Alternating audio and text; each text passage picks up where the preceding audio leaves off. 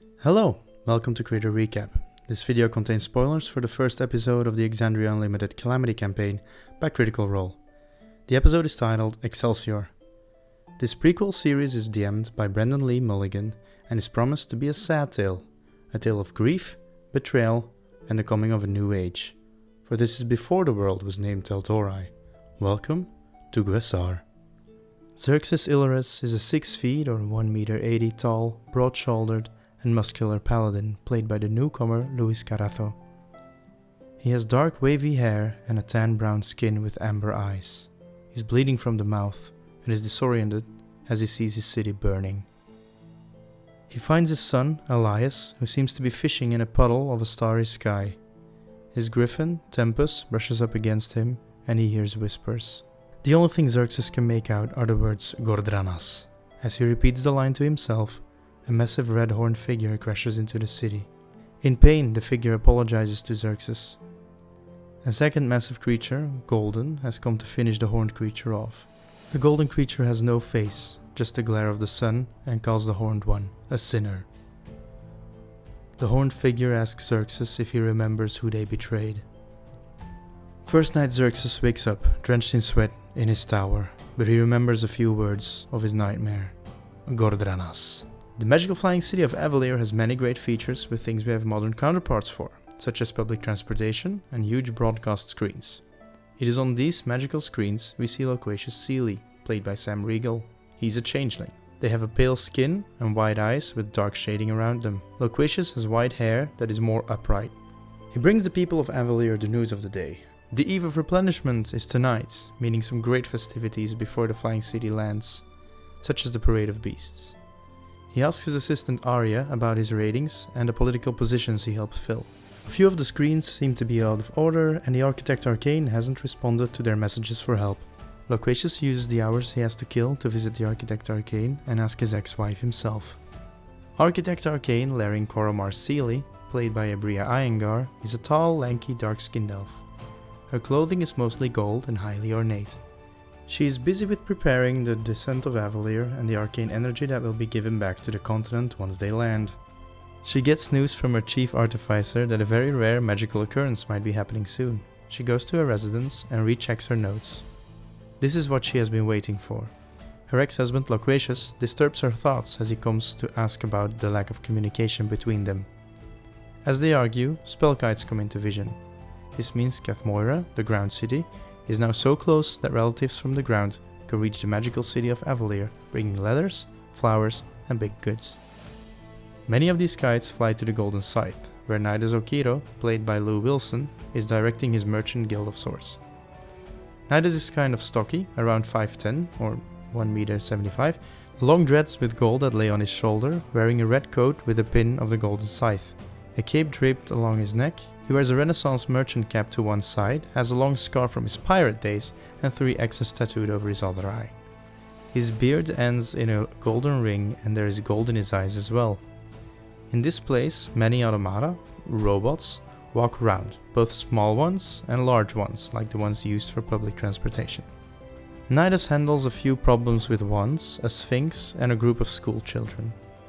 He receives a kite from his brother and sister-in-law, one with pleasantries, and the other one with some less good news for a friend of Nidus. Magister Fren asks his attention, and Nidus asks his aide Alessander to interrupt him soon. As the Magister starts speaking of matters someone of his standing shouldn't talk about, Nidus gets slightly agitated, but plays it off until his aide comes to his aid, and he returns to preparing the replenishment festivities. We go over to a marble building with a big eye over it, where we follow an 8.5 foot or 2 meter tall Aisfura, that is a bird person, the guardian of the 7th and the senior side warden of the Eyes of Avalir, Serit Agrupnin, played by Travis Willingham, has a cloak and hood pulled up over his very white feathering with brown tips. He has a dark beak and grey-bluish eyes. He's ready to start an investigation of the disappearance of an Archmage of Vasselheim.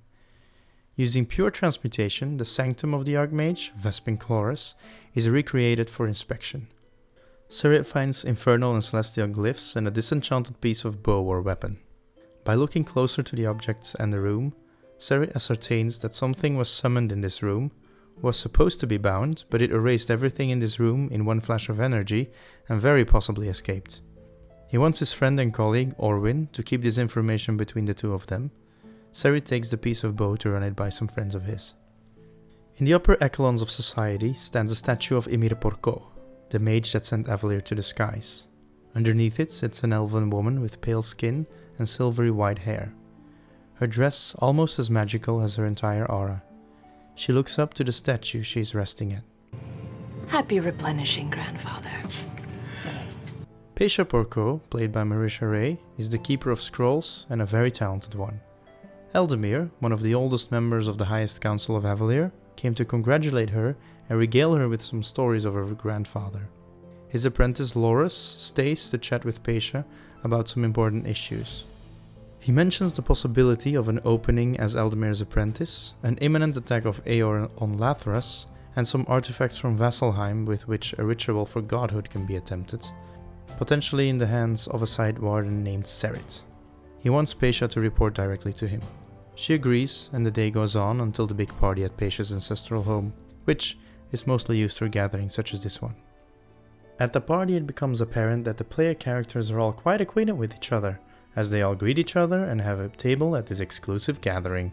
Only the fact Loquacious brought a young Aeonian reporter named Bolo might not sit well with his ex-wife, Larin. Nidus brought a magical tree carried by hundreds of scarecrow automata that Pesha makes the centerpiece of the party. His automata, or robots, he also calls them hodmadots, remain to serve drinks to the guests.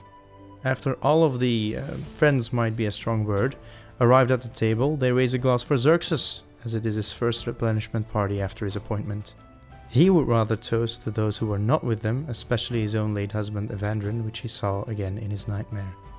Xerxes then tells them he didn't want to come to the party, but wanted to tell them about his nightmare, so he shares the biggest parts. Larin knows Kordranas means gathering of shadows, but it is the connotation that is important.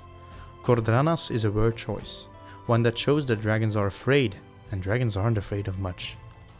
Pesha notes that in the past, during the schism, the Lord of Hells made a threat. Put me where you will, in darkness I will gather my shadows. Serit says nothing, but he understands that for Xerxes to talk about this nightmare, probably 20 have come before. Serit makes the bridge between Xerxes' son, who lives in Cath Moira, and his own younger children, making Xerxes anxious about seeing him after 7 years. But Serit handily changes the subject to his investigation into the disappearance of the Archmage from Vasselheim. Pesha notes that the artifacts people are looking for are also from Vasselheim, and wonders whether there's a connection. Both the Ring of Silver and the Ring of Gold, two important bodies of power in Avalir, have been looking for them. Clearly these artifacts are dangerous enough to have many people interested. Serit decides to show the bow piece to his friends. Xerxes feels enormous divine energy emanating from it, even though it is not magical. With that information, Nidus pieces together that this bow was not of this world. The bow of a solar, a servant to the highest angels. Larin knows that nothing should have been able to disenchant this bow, and she smiles like she found the last piece of a puzzle. The conversation then turns to the Hall of Prophecy and why it is closed. At that point, the champion of the Matron of Ravens is announced, Pervan Sul, and he has a wolf with him. A curious sight, a champion of the divine in the Age of Arcana. Xerxes tries to save the man of the political chatter, but Dean Hollow picks up the story of how the Matron of Ravens obtained divinity and how it should not be wasted knowledge. He immediately leaves as this conversation is making him even more uncomfortable than he already was. Larin asks Nidus for 4 automata in the heart, wherever that is. He writes a note to let his aide comply and Larin leaves for the heart. Serit tries to find out whether Dean Hollow is working on a way to attain divinity. As she proclaims to have no idea what Serit is talking about, his ring starts to glow. Nidus pulls Pesha to the dance floor and asks why a Magister Miles' friend came to visit him. Pesha does not know the name and she knows everyone. She walks away from the dance and she is pissed. As Loquacious and Xerxes rush after Pervan, Pesha is looking for whoever breached a circle of trust and starts checking everybody's thoughts. She notices someone's thoughts being somewhat strange as they seem to be whispering to themselves. She notices an automaton at the source of it. It thinks Kordranas and then the automaton dissipates. Loquacious and Xerxes catch up to the champion and after a back and forth they find out the Matron of Ravens is concerned. That is why Pervan went to Vasselheim, to find Vespin Chloris, but found nothing. Loquacious talks about the ritual Vespin probably attempted and realizes Pervan didn't know, So he uses one of his abilities, which makes it a vision of the future, and then he decides to not specifically say that. Ep.1 continues as if nothing was said before and tells the duo that Chloris probably attempted something completely different than his own matron's ascension. If not the unseating of a known deity, then who else to grant divinity? As Ep.1 leaves, he magically leaves a single raven feather behind. As Xerxes and Loquacious stand there, they start discussing the possibility of Archmage Chloris attempting anything with the betrayer gods. Sarid begins investigating the fallen automaton and takes it into a room nearby. As he's working, he notices the subtleties of someone invisible in the room. Silently he draws his axes, and with one strike lethally wounds the unseen person. A man with runes and stitched and open skin lies dead. He sees Vespin Chloris in the mirror, who tells him he will never reach the Wild Mother's embrace in time.